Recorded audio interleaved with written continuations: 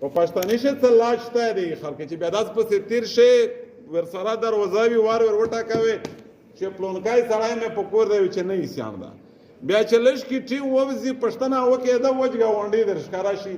چې ناڅوره وخت هم چې داسې څلور پنځه کولا شي نه په پیس وړې په څلور پنځه کولا کښې نه یې سیان ده تر ویسه پوره د پېژندلی ښه نه دی حالانکې داس وړه خبره خو نه ده میشته اسلام د معاملات ډېر درس ورکوي یعنی مطلب میش خپل لمانځي نه کوي رژي نه سي زکات دا خو میشه ذاتي اعمال دي دا خو میش ډبټې دي دا خو فرض دي شګړې مې کې دغه نه سي د معاملات متو ته درس ورکوي آیا معاملات کې گاونګری هادو گاونټوبه هادو کاده گاونګي گاوند دي په کور نه وي په سفر وي د عزت دولت بچون دغه نظر په دای ته څنګه امانت دي په دا خلوص نه و میشه الله پاک معافی وکړو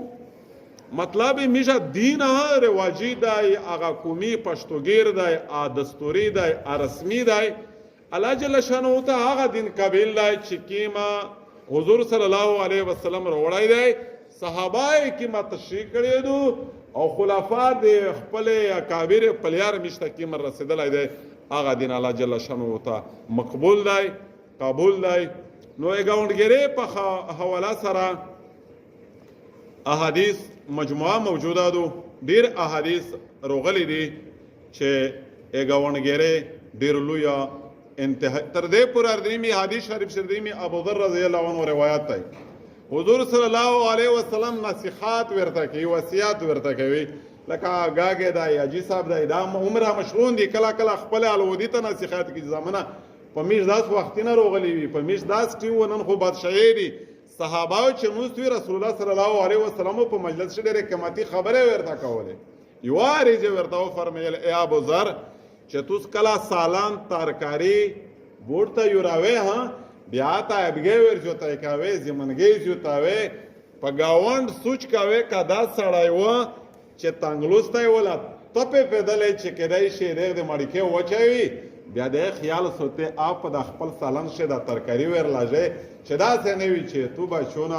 تون د لامدا مړې خوري اګه ونګرون دې پوتون د پلاندا شه دره کمزوري وی چې وچا کې خوري تر دا پورا حضور صلی الله علیه وسلم اګه ونډونه په حواله میشتوستا او مطلب هدایت جاری کړی دي